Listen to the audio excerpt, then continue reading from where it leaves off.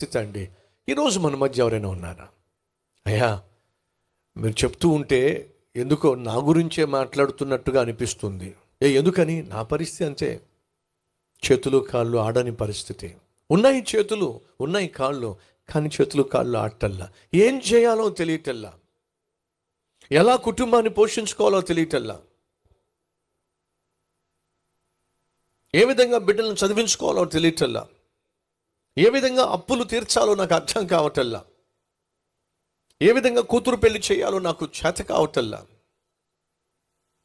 నిస్సహాయ స్థితిలో నేనున్నాను. అప్పుల్లో పడిపోయి ఉన్నాను. ఆర్థిక సమస్యల్లో కుప్పకూలిపోయి ఉన్నాను. ఎలా ఈ అప్పులు తీర్చుకోవాలో నాకు అర్థం కావటం లేదు. నిస్సహాయ స్థితి. సహాయం చేసేవాళ్ళు ఎవరైనా ఉన్నారా అంటే కనుచూపు మేరలో నాకు ఎవరూ కనిపించటం లేదు. ఈ ఆర్థిక సమస్యల్లో నుంచి నన్ను లేవనెత్తగలిగిన వాళ్ళు, లేపేవాళ్ళు ఎవరైనా ఉన్నారు అంటే నాకెవరూ కనిపించటం లేదు. ఆర్థిక సమస్యల్లో పడిపోయి ఉన్నాను. ఎలా బయటపడాలో నాకు అర్థం కావటం లేదు. ఉన్నారా మీలో ఎవరైనా? 2, కొంతమంది తమ్ముళ్ళు చెల్లెళ్ళు, మీరు పడుంటారు, మీరు కూడా పడుంటారు. దేంట్లోనూ చెప్తాను.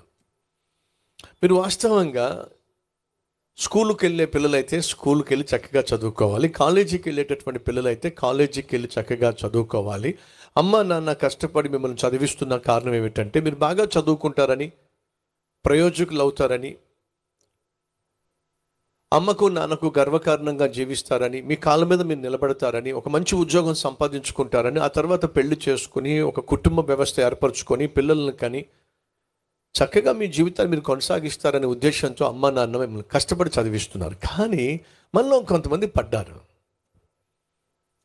చదువుకోవాల్సిన సమయంలో చదువుకోకుండా పడ్డారు. దేంట్లో పడ్డారో చెప్పమంటారా? నన్ను చెప్పమంటారా? మీరు చెప్పేస్తారా? గట్టి చెప్తారా? దేంట్లో పడ్డారు? ప్రేమలో పడ్డారట. ఉన్నారా మన మధ్య ప్రేమలో పడిన వాళ్ళు? ఎవడు పెట్టాడో ఆ పేరు బలి పెట్టాడండి. దేంట్లో పడ్డాడట? గుంటలో పడ్డం తెలుసు మనకి. ఏమండి? గుంటలో పడ్డం తెలుసు, గోతిలో పడ్డం తెలుసు. ఇది వేరే పడ్డం. ఇది దేంట్లో పడ్డం? ఇది ప్రేమలో పడ్డం అంట. సహోదరి సహోదరులు, ఈ ప్రేమలో పడినవాడు అంత సులభంగా లేవడం సాధ్యం కాదు. ఉన్నారా మన మధ్య ఎవరైనా చదువుకోవాల్సిన సమయంలో ప్రేమలో పడిన వాళ్ళు ఉన్నారా? అమ్మ నాన్న నా దగ్గరికి వస్తారు. ఆ తల్లి తండ్రి అప్పుడప్పుడు నా దగ్గరికి వస్తారు. వాళ్ళని చూస్తే నా గుండె తరుక్కుపోద్ది. కారణం చెప్పమంటారా? ఫస్ట్ టైం వచ్చినప్పుడు, అయ్యా, ఒక్కగానొక్క కొడుకు అయ్యా,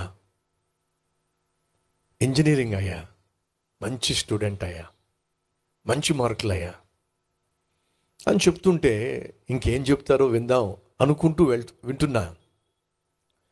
ఒక్కగాను ఒక కొడుకయ్యా, అల్లారు ముద్దుగా పెంచుకున్నామయ్యా, బాగా చదువుకున్నాడయ్యా, ఇంజనీర్ అయ్యా, ఇంజనీరింగ్ చేస్తున్నాడయ్యా, మంచి మార్కులు సంపాదిస్తున్నాడయ్యా, కానీ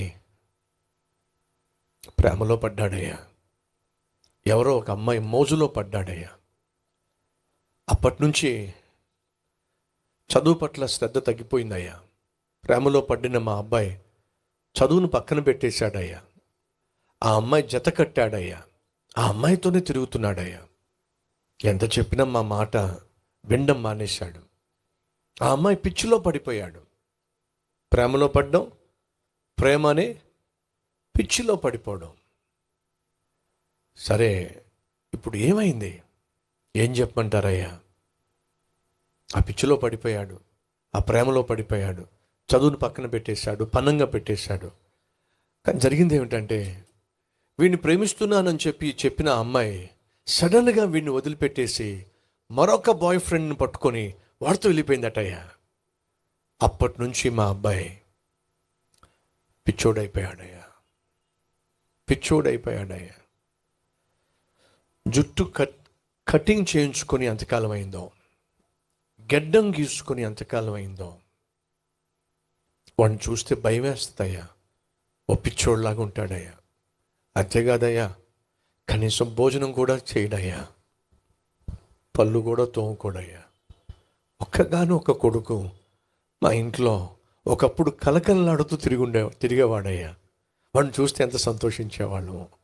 వాడు చదువుతున్నప్పుడు మంచి మార్కులు సంపాదిస్తున్నప్పుడు, వాడు ఇంజనీరింగ్ సీట్ సంపాదించినప్పుడు ఎంత సంతోషించాము. అలాంటి కొడుకు ప్రేమలో పడి ఆ అమ్మాయి ఏదో మోసం చేసిందని మా అబ్బాయి మానసికంగా కృంగిపోయాడు. ఆఖరికి పిచ్చోడైపోయాడయ్యా. మా మాట పట్టించుకోడు. భోంచేయడంటే భోంచేయడు, స్నానం చేయడయ్యా, కంపు కొట్టేస్తూ ఉంటాడు. వాడిని చూస్తుంటే ఏం చేయాలో అర్థం కాదయ్యా. తమ్ముళ్ళు చెల్లెళ్ళో ప్రేమ అనేది ఒక పిచ్చే. ఆ పిచ్చిలో నువ్వు పడ్డావంటే ఆఖరికి పిచ్చోడు అయిపోతావు, పిచ్చిదాని అయిపోతావు. జాగ్రత్త. మొన్న ఆ తండ్రి ఆ తల్లి మరొక్కసారి వచ్చారు. వాళ్ళు వస్తే వాళ్ళ స్టోరీ నాకు తెలుసు కాబట్టి అడిగాను, బాబు ఎలా ఉన్నాడు అని. అంటే ఏం చెప్పాలయ్యా, వాడికి ఏమనిపించిందో ఏమో, ఇంటి పైకి వెళ్ళి పెంకులు ఉంటాయి కదంటే పెంకుటిల్లు, ఆ పెంకుటిల్లు పైకెక్కి కూర్చున్నాడట. ఆ ఇంటి పైకెక్కి కూర్చున్నాడట. వాడిని దించటానికి వాళ్ళ నాన్న కూడా పైకెక్కి కూర్చున్నాడు. అయ్యా, 4 రోజులుగా మా అబ్బాయి ఆ ఇంటిపైనే కూర్చున్నాడు అయ్యా. ఎక్కడ ఆడు పడిపోతాడేమో అని చెప్పి వాడితో పాటు నేను కూడా 4 రోజులు పైనే కూర్చున్నానయ్యా. దిగనంటే దిగనన్నాడయ్యా. ఏం చేస్తాం? బలవంతంగా వాళ్ళని వీళ్ళని పిలిపించి వాడిని దించి పిచ్చాసుపత్రుల్లో పెట్టుబడి వస్తున్నామయ్యా. తమ్ముళ్ళు చెల్లెళ్ళు, చదువుకోవాల్సిన సమయంలో, అమ్మ నాన్న కష్టపడి మిమ్మల్ని చదివిస్తున్న సమయంలో,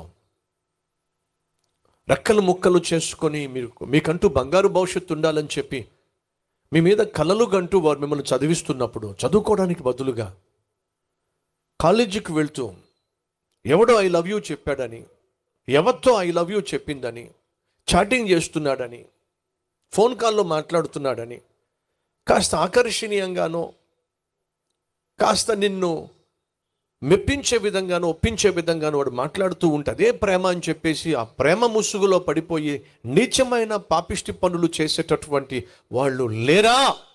పడ్డావు, ప్రేమలో పడ్డావు. ప్రేమ అనే ఒక ఉచ్చులో పడ్డావు. ప్రేమ అనే ఒక పిచ్చిలో పడ్డావు. భవిష్యత్తును నాశనం చేసేసుకుంటున్నావు. చదువును నాశనం చేసేసుకుంటున్నావు. ప్రేమ అనేటటువంటి గొడుగు కింద శరీరాన్ని నువ్వు పాడు చేసుకుంటున్నావు.